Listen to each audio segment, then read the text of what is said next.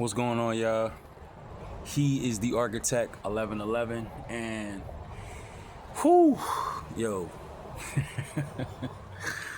man, shout out to God. But this is a whole message, man, and I don't know who this is for. I know it's for me because I understand it, but whoever this is for, the name of this that Spirit gave me is, do you really want your Isaac as much as you say you do? Okay, cool. So what precipitated this message, unbeknownst to me, I was getting a training session in at a facility that I was blessed to be at. Shout out to y'all. Y'all know who y'all are, if any of y'all are watching this. And I was warming up, doing my stretches and, getting the body prepped for these movements that I was going to be doing. And it was this gentleman in there. He was warming up and he came over to grab one of the box, jumps. And I was sitting next to it and I was on one. And as I was on it, he, asked me, he was like, "Hey, are you using this?" And I was like, "Nah, the one beside me." So he took it. So I didn't say anything. And then I started to, proceed to do my training. And as I proceeded to, start my workout, I started walking by and we actually passed each other. But in passing, I looked down and I realized that he was missing, his hand.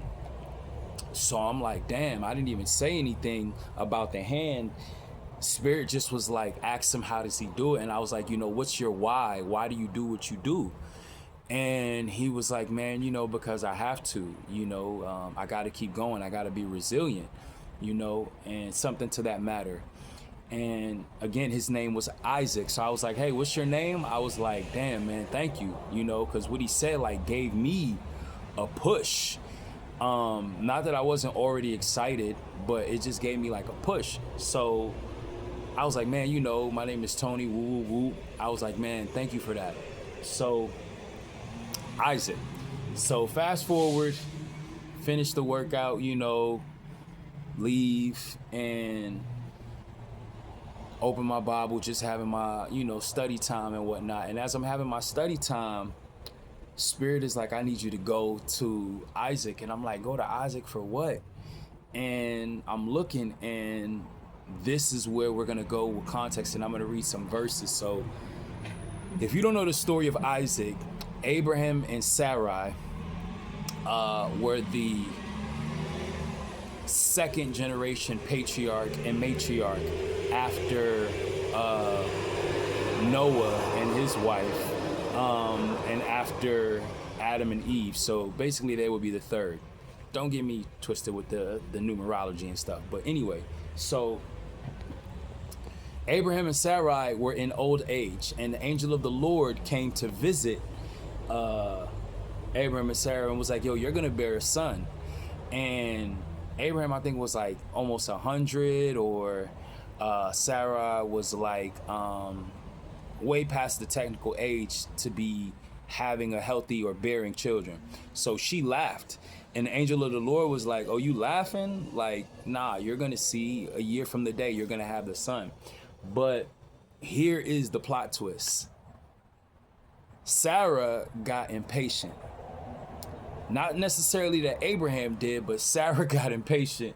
And she basically says to her husband, yo, I need you to go sleep with the maid so we can have this baby. Allow her to be a surrogate because my womb is shut up. Woo, woo, woo, woo, woo. So Abraham is like, yo, you want me to really clap her cheeks? I mean, it's 2026, man. I have to, bring it up to context and keep it, visual, because this is the society we live in. So I'm just painting a picture. This is my brush. So Abraham obliges and has sex with Hagar. That's the servant. But something crazy happens. When Sarah gets exactly what she asked for, that Hagar got pregnant by her husband, she gets beside herself and starts treating Hagar wicked, just crazy. like, oh, looking at her with disdain and stuff. But my thing is on the aside, like, this is what you asked for. Nobody said, yo, Abraham, go sleep with this woman. You did, Sarah. Like, you said, go sleep with him basically because I want to rush this. And that's the thing. We can't rush what God is doing. I know this all too well. You know what I mean? Man's rejection is God's protection. But in the event where things seem like they're falling apart, and they very well may be in whoever's life is seeing this, that this message may be resonating with, please don't compromise the here and right now because of what you see over the spiritual implications of what's to come. I've done that and I've missed my blessing, and I had to go back around to get the same lesson again of waiting. And again, like I said, waiting is not a passive word, it's an action word. And the acronym that we have for that is working always intentionally today, right? Waiting, working always intentionally today. So it's not what you're waiting for, but how you waiting. You ever seen somebody that's impatient at the grocery store? And they're acting like not only they're God's gift to earth, but their groceries are more pertinent than everyone else's. It's disgusting. Or you ever see somebody that, you know, is waiting for anything to happen, and they just don't have not only the self-control, but the emotional intelligence to know that maybe this is the only way that God can get your attention, to show you that you need to depend on him, because everything else that you feel you can get, you've achieved. But for some people, these are ways that God has to proverbially drop the fist on us to show us like, okay, you could do all of that, but remember, I'm still God. Whether it be you waiting to get the results for a test, you waiting to get the results for something, or you waiting to get someplace, God is the one who has the ultimate say. And sadly, we as people like to exalt ourselves above God and make ourselves an idol. That's a whole nother story for a whole nother message, and I'm not going there because that's not where I feel Spirit has me. But waiting is important. So because Sarah couldn't wait, now we have said baby entered. And again, Abraham was the one that didn't ask for this. He didn't say, yo, I want to go and whoop-de-woo with Hagar. Sarah was the one that said, I got to make this happen because it don't look like it's happening. Okay, so let's fast forward. Before Abraham could even have Isaac, God told him to do something. And whatever God tells us to do, it's better us do it afraid, scared the first time instead of us waiting, because delayed obedience is still disobedience, because you're not doing what he said to do when he said to do it. It's like a parent that has a kid. When the parent says, hey, I need you to go pick this up, I need you to put that out, they're expecting said kid, girl or boy, to go do it then. If they don't oblige the parent, what is the parent going to do? What did I just ask you to do? Did you hear me? They may go upside their head, or they may do it in another way, however your parenting skills are. That's confirmation right there with the horn. However, you need to just be obedient and show reverence to your parent. Our spiritual parent is Yahweh, the creator, Jehovah Jireh, our provider, El Shaddai, the creator of creation. So when God asks us to do something, it will behoove us, I love that word, to do it the first time, because it not only saves us the pain of having to go around the merry-go-round for that lesson again, but it saves us the strain of just saying, hey, you know what? I don't know why I gotta sit down. I don't know why I gotta wait. I don't know why I gotta leave. I don't know why I gotta do this, but just doing it. And Abraham obeyed that. And we're gonna go to Genesis 12 and promise to Abram. This is before his name was Abraham. And it says, chapter 12, Genesis, verse 1. Now the Lord said to Abram, get out of your country, from your family, and from your father's house, to a land that I will show you. I will make you a great nation. I will bless you and make your name great, and you shall be a blessing. I will bless those who bless you, and I will curse those who curse you. And in you all the families of the earth shall be blessed. So Abram departed as the Lord had spoken to him, and Lot went with him. And Abram was 75 years old when he departed from Haran. Then Abram took Sarai his wife, and Lot his brother's son, and all their possessions that they had gathered, and the people whom they had acquired in Haran, and they departed to go to the land of Canaan. So they came to the land of Canaan, and Abram passed through the land to the place of Shechem, as far as the terebinth tree of Moreh, and the Canaanites were in the land. Then the Lord appeared to Abram and said, to your descendants I will give this land. And there he built an altar to the Lord who had appeared to him, and he moved from there to the mountain east of Bethel, and he pitched his tent with Bethel on the west and Ai on the east. And there he built an altar to the Lord and called on the name of the Lord. So Abraham journeyed, going on still towards the south. Okay, so I don't know how long this video gonna be, because I don't know how long Spirit wants me to say, but whenever said message is done, it'll be done. Whoever this is for, if you're still watching, I thank you for listening. He is the architect 1111. If this is something that you identify with, please like, share, subscribe, and share it, because this may not only be for you, this may be for somebody else. But back to the message. Do you really want your Isaac? So now we're fast forwarding. Abram was obedient. When God said move, he moved. I don't know what God told you to do, but if you didn't do it, go do it now. If God told you to give that person something, whether it be an apology, whether it be something monetary, whether it be you giving back something, go do it now, because you could be preventing your blessing from coming in because you're not being obedient. When God told Abram to move, this is what he knew. This is where he was. What did he do? He got his stuff together, packed up his little bag, and left. Now, we don't know the context of how Abram felt. It just says he obeyed. Obedience don't mean that you gonna feel good, man. Damn. Excuse me. I don't know how many times that God told me to do something and that shit hurt. S-H-I-T. Yes, I cursed. That shit hurt. I'm being real. This ain't about no religion. This ain't about no rhetoric. This is about doing what God tell you to do, and it hurts. It may hurt to leave that relationship. It may hurt to put the alcohol bottle down. It may hurt to stop watching porn. It may hurt to stop being in that extramarital affair that you know you shouldn't be in anyway. That's for whoever that's for. It may hurt to put the food down when you know you need to be not eating that, but you still doing it, and the doctor told you if you eat that, your cholesterol is going to be high, and now you're pre-diabetic, but you still want to engage and please your flesh as opposed to be obedient, whoever that's for. Obedience hurts. Faith untried and untested can't be trusted. You think you're going to just let your kids stay with somebody that's not trusted and vetted? You know how many pedophiles and perverts and all sorts of evil we have out there? You ain't gonna send your kid to anywhere, right? You gonna look and see and be like, okay, you know what? Let me check this out before I do it. You're gonna be obedient. The same way God is asking you to be obedient, that's what we need to do. We need to check said source. If God is telling us to do something 10 times out of 10, it's for our own good. But back to it. So because Abram did leave, okay, now he's walking in the prophecy of what God is going to do through him. God told him he would make him the father of many nations, and Sarah the matriarch of many nations as well together. But somewhere along the lines, their faith wavered. Okay, come on, Spirit. Do you have enduring faith? You know what enduring faith is? You know what endurance is? It means to persist with great difficulty, with great trial, with great tribulation, with great fatigue. Okay, let's talk about Edison.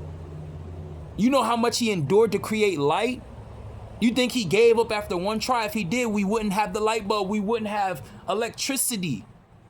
All right, man, I hope that don't go over your head. Enduring faith. Do you have faith to do the same thing over and over and over and over and over and over and over again without getting any glimpse of it happening, but still saying this is what God told me? You know how many times people laughed at Noah? Ayo, sidebar, I would have not wanted to be Noah's children. Hey, ain't your daddy the one that's building a boat? Why is he building a boat? We ain't never seen nothing called rain. Hey, yo, kids is cruel now in 2026, but imagine back then. Ain't nobody never seen rain before. I'ma just let that sit there. Imagine being attached to somebody who is being led by prophetic unction, and you're attached to it and you have to endure the scrutinization as well. Let's talk about that type of enduring faith. Not just the faith of the person who is being the vessel used to do said thing. We talking about the people attached to it that also are going to be looked at crazy, because people love to deem people crazy when it's not something they could understand or fathom, or isn't for them to understand or fathom. Beloved, okay, we're going to leave that alone too. Bless Noah, because Lord knows they was laughing at him until they wasn't, and they all was wiped away, and it was just 8 of them and all the animals. Okay, but we're not going to touch that, because did Noah say, I told you so? It don't say that in the word. Noah just did as God said and closed the door. And as he closed the door, what happened? The water rose. This is biblical fact. Okay, cool. So back to Abram.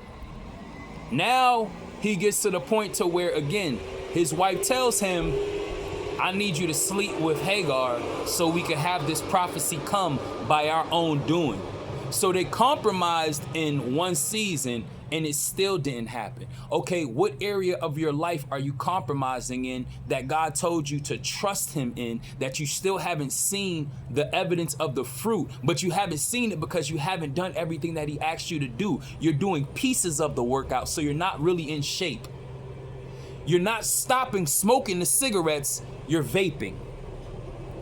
Okay, you're not watching porn, but you're looking at the Victoria's Secret swimsuit show on TV. Okay, make it make sense, beloved. Make it make sense.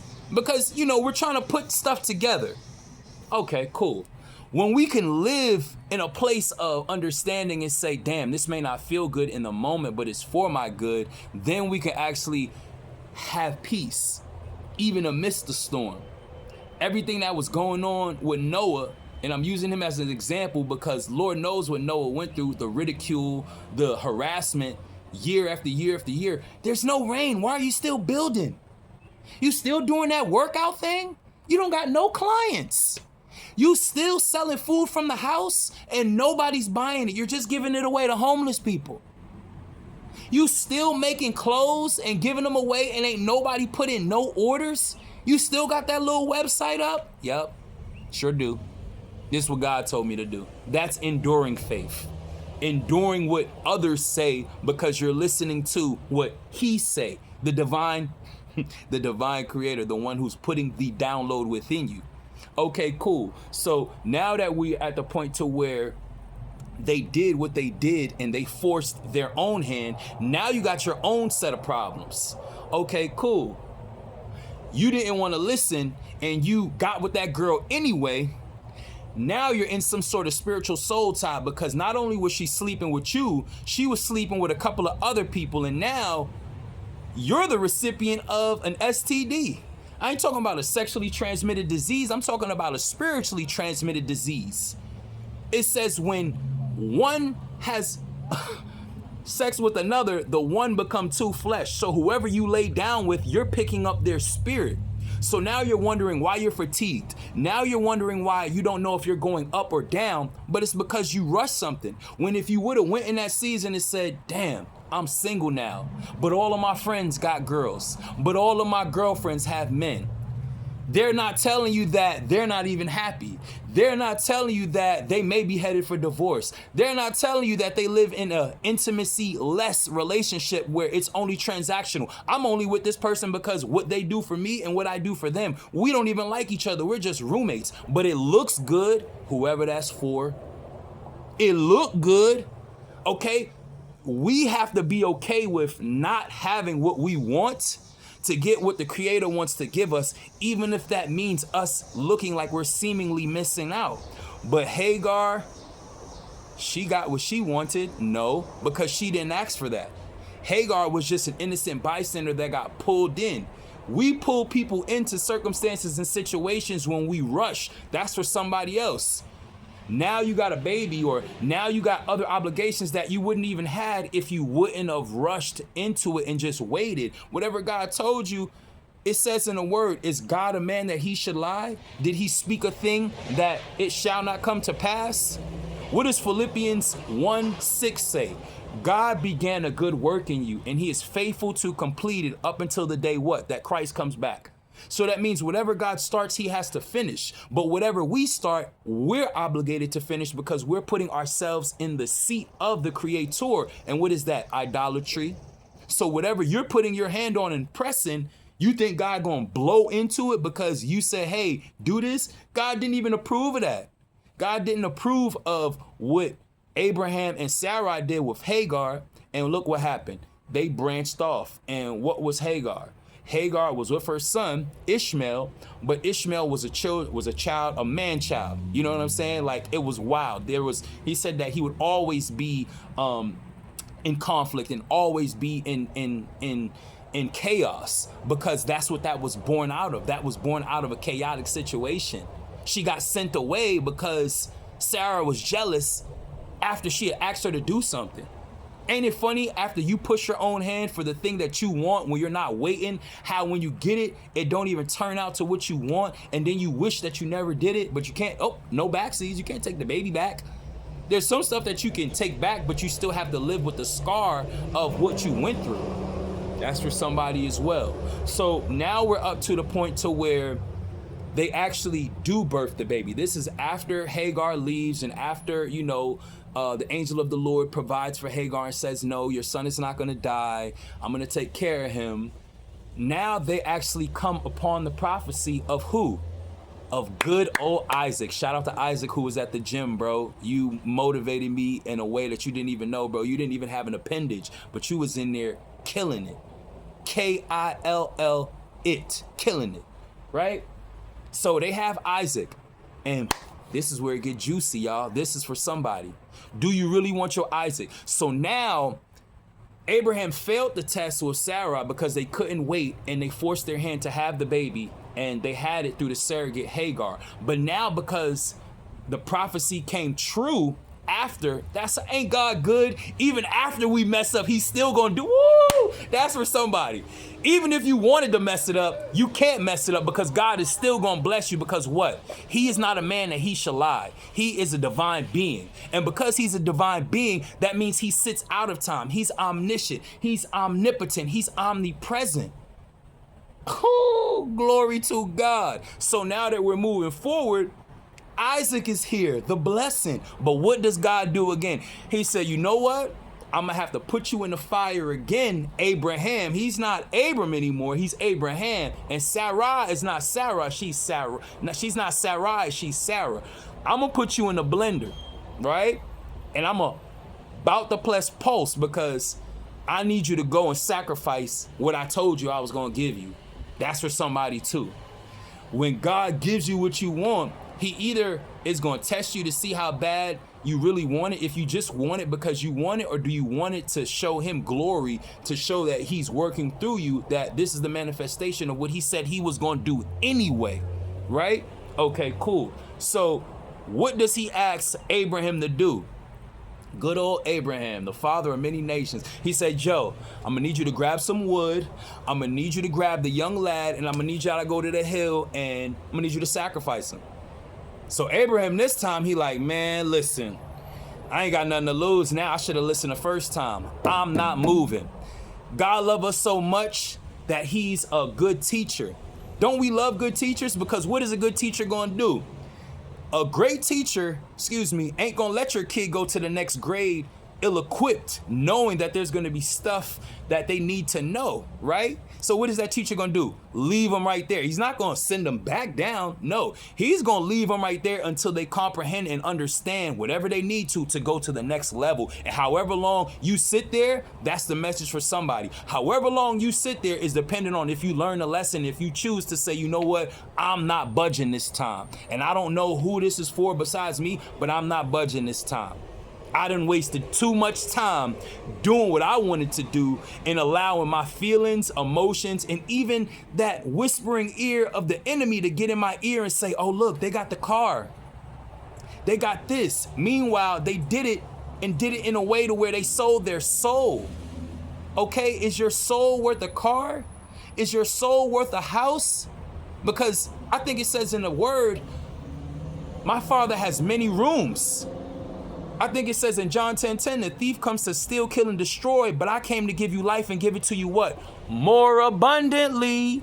So there's an abundance for us if we can just wait, not deviate, and listen. So this time, Abraham is like, look, bro, if this was a poker game, I'm cashing all in. Whatever you tell me to do, the hand that I got, I'm going to play the hand. And if he died, he died. But at least God knows he'll be able to trust me this time. He'll be able to trust me this time. That's for somebody too. Can God trust you with what he gives you? Do you love that thing more than you love him? If he does give you the baby, if he does give you the opportunity to move, if he does give you the venue where you can open your store up, if he does elevate your platform, are you going to love that and idolize that more than the person who gave you the gift to do it? Because all we're supposed to do is leave this place in a better position than we found it and use the spiritual gifts that we've been given. He is the architect. He's the architect. So we have to follow his blueprint. And as we follow his blueprint, if we're building what we're supposed to, we're going to build what the builder asks us to, but it's not for us to glorify the building. It's to glorify the builder. I hope that don't go over your head. We at 25 minutes and I'm not even done yet. This is crazy, but still we gone. So whoever's here, please like, share, subscribe. And if this is for you, just know that it's going to be all right. You don't know when it's going to happen. He could do it suddenly, or it may take some time because he's trying to test that faith and build up the resilience. So they get to the top, and even the people at the bottom was like, yo, where you going? He's like, don't worry about it. Me and the lad is going to the top. We're going to handle some business. So on the way up, Isaac looking like, hey, yo, I'm going to contextualize this. Isaac is looking like, hey, yo, dad, where's the sacrifice? You got wood. You got said things that we can do to build this fire, but we don't got no sacrifice. And Abraham, bro, he a G. The Lord will provide one for us, son. Yo, that's crazy work. The Lord will provide it for us, and you're looking at your son like, if I got to do this, I got to do this, bro. I love you too much, but I love God more. Okay, cool. So they get there, and he's strapping him down on the wood, right? As he's strapping him down on the wood, he pull that good old shankety shank, skip block, pull it out. And he like, boo, boo, boo. But wait, I got to read this because I do not want to mess this part up. So he says, chapter 22, verse 8. We're going to start from there. It says, and Abraham said, my son, God will provide himself the lamb for a burnt offering. So the two of them went together. Then they came to a place which God had told him. And Abraham built an altar there and placed the wood in order. And he bound Isaac, his son, and laid him on the altar upon the wood.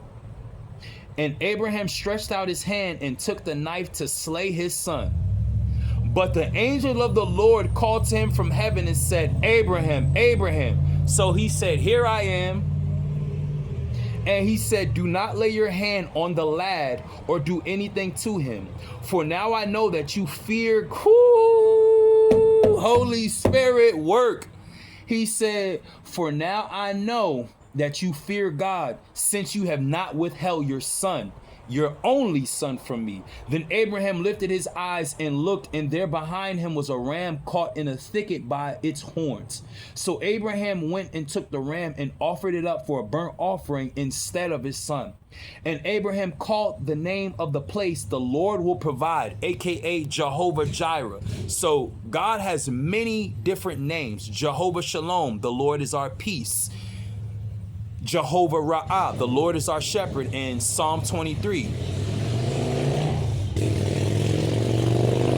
Jehovah Nisi, the Lord is our banner. When Aaron and Moses and them defeated the Amalekites with Joshua in the battle, and the Lord helped them. So they're interchangeable. Read your Bible, get into the context of it, because he's not only God, he's 3 in 1. But it says the Lord will provide. Jireh, that means provide. So that day the Lord provided. But the Lord only provided, and this is where I feel like this is going to end, because we got to the conclusion. God provided because Abraham really wanted Isaac. He wanted Isaac so much that he said, I'll kill you because I want you so much, but I love the Lord more. Are you willing to kill a dream to show God so much that you love him? Because God can breathe on anything and bring it back to life if he wants to. I mean, is anything too hard for God? What does it say in Luke 1:37? For with God, nothing shall be impossible. It don't say with God sometimes. It don't say only on Saturdays and Sundays between the hours of 1 and 9. It don't say on Tuesdays where they're serving whatever. No, it says for nothing will be impossible. So nothing is too hard for him. But it's about enduring and growing our faith in there. Again, faith untried and untested can't be trusted. The same way, like I said, you're not just going to trust somebody to watch your kids unless they've been tested and vetted and you know that they're safe. You ain't just letting your kid go nowhere. You ain't just haphazardly saying, hey, watch some person. No, it's creeps out here. It's people that will do heinous stuff and have done heinous stuff. So think about that. But how bad do you want your Isaac? Do you want your Isaac so much that you're willing to let it die? To show God that you're willing to sacrifice it? And I don't know who that's for, but maybe there's something that you're holding on to that God is like, I want you to let it die. And God loves you so much that even if he don't, like the boys in Shadrach, Meshach, and Abednego that was about to be thrown in a furnace, what they told good old Nebuchadnezzar the narcissist, what did they tell him? They said, no, we understand this what you saying, but this is our God. And even if he don't save us, we still gonna go in the furnace because we know we'd rather be obedient than serve him than be disobedient and fall to an idol because you're not a God, Nebuchadnezzar.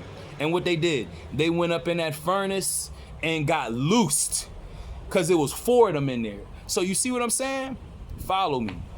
At the end of the day, whatever your Isaac is, how bad you want it. Are you willing to let it seemingly look like it's gonna die for God to say, you know what, I know I could trust you now because the thing that he gave you anyway, even after you did contrary to what he asked you to do, what he told you he was going to do, he just wants to see if you really love him that much to say, you know what, all right, I'm not going to play the game. I'm going to just do what you ask me. And that's it, man. Whatever and whoever this is for, because I know it was for me and Spirit was speaking to me. Thank you, Isaac, again for seeing you at the gym. And, you know, you trained so hard and I gave my all as well. But are we willing to let something that God gave to us die to show him not only our allegiance, but to show him our obedience? Only you know the answer to that, family. So again, if this message resonated with you, please like, share, and subscribe. And obedience, man, whatever you waiting for may be around the corner of you just giving it up, seemingly. But for God to be able to trust you, to know that, hey, you know what, I could trust you. I know you're not going to do wrong. I know you're not going to be perfect, but I can trust you. Can God trust you? Can he trust you awaiting this time? Or are you going to jump the gun again? I don't know about y'all, but waiting for tonight. Shout out to J-Lo on the 6th. If you know, you know. BX, stand up. You guys have a great day. He is the Architect 1111. Peace.